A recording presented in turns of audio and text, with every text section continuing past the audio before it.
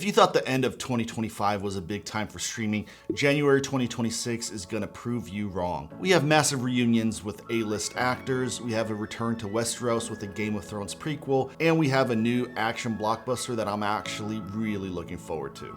But that's just one piece of the puzzle. Today we're gonna settle who wins January 2026. Is it HBO? Is it Netflix? Is it The Field? So without further ado, let's dive in. Kicking us off at the 5 spot, we have the return of The Traitors Season 4.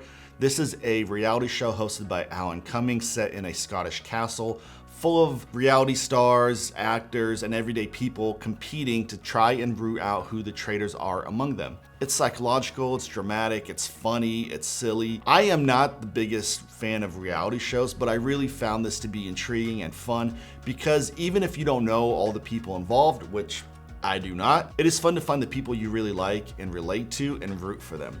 And then you become invested week in and week out to see, are they gonna survive? If they are the traitor, are they gonna skate by? If they're not the traitor, are they gonna root out the traitors as people are gonna suspect them? Alan Cummings sort of plays a character, so it's not just a host presenting them with things to do, it's a bit of a character and it's a fun time. Also, this show is great for creating viral clips, so if you are on social media at all, expect to see a bunch of them coming from the traitors week in and week out. Now for number 4, let's move over to Netflix where we have the limited series His and Hers starring John Bernthal and Tessa Thompson. I'm not familiar with the source material of the book, but I am looking forward to it because it stars John Bernthal. I love him as Punisher in The Bear, in Fury, and all the other films he's in. He always brings this raw, gritty intensity to his roles, and there hasn't really been a big miss for him, so I'm expecting a lot. From what I've gathered, this takes place in a small town where Tessa Thompson plays a reporter, John Bernthal plays a detective, they're exes and they're both investigating the same crime, but they're both hiding secrets, which makes each of them suspect the other that they could be guilty. I'm expecting a dark, gritty mystery full of twists and turns, so if that's the kind of thing you like to watch, make sure it's at the top of your queue.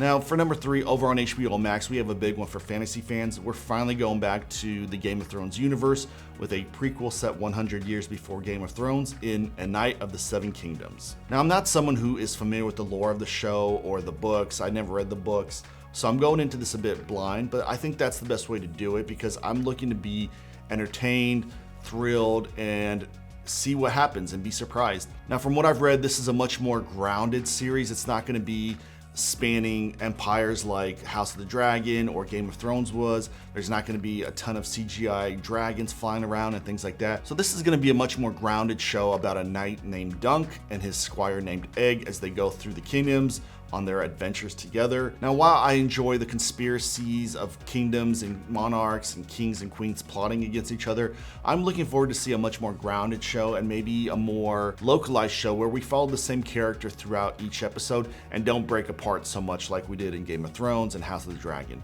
Now for my number 2 pick, Netflix fights back with the reunion of 2 A-list actors, Matt Damon, Ben Affleck in The Rip. So in this film, they play 2 Miami cops who find millions of dollars at a crime scene, and of course they take it. Can't blame them, I'd probably take it too. And all the fallout that comes from that. I'm really excited for this because I think both Matt Damon and Ben Affleck excel in these cops and robbers, crime thriller type films and shows. So I'm really looking forward to it. It's directed by Joe Carnahan, who did Smoking Aces, so expect to see a lot of action. I hope they don't go too over the top with it and keep it more grounded and serious because I think, again, that's where Ben Affleck and Matt Damon shine. But having these 2 guys back in the same film together, back on screen together, is a big win for Netflix and a great way to start the year. I'm looking forward to all the shows I mentioned, but for my number 1 pick, I actually think The Wrecking Crew seems really intriguing to me. It stars Jason Momoa and Jason Bautista as half-brothers who are trying to solve a conspiracy. Of course, they don't get along and they bicker and they fight each other. I'm looking forward to this again, not because of the actors, but because of Jonathan Tropper. Again, he did Banshee and Warrior. Both of those shows are great. They're both on HBO Max, so check them out if you haven't. You can expect amazing fight sequences, lots of characters who know how to fight, brutal action sequences, fights that go on so long that you're like, there's no way these people would be surviving, their heads would be caved in. So I'm expecting some of that. I'll be sorely disappointed if we don't get a lot of fight scenes, but with Jason Momoa and Dave Bautista, 2 actors who are well known for their action roles, that is what I'm expecting. So if you are looking for a new action blockbuster to watch, I think this will be it. So drop a comment and let me know what's going on in your queue first. Is it Return to Westeros with the Game of Thrones prequel? Is it the Matt Damon, Ben Affleck's The Rip? Is it something else? Is it the Traitors or the Wrecking Crew on Prime? So who do you think wins the month? Is it HBO with the Return to Westeros, or is it Netflix with their star power, or is it the other guys? Drop a comment below and let me know what's going on in your queue first. So if I helped you narrow down your watch list even a little bit, do me a favor, hit that like and subscribe button and help me grow the channel.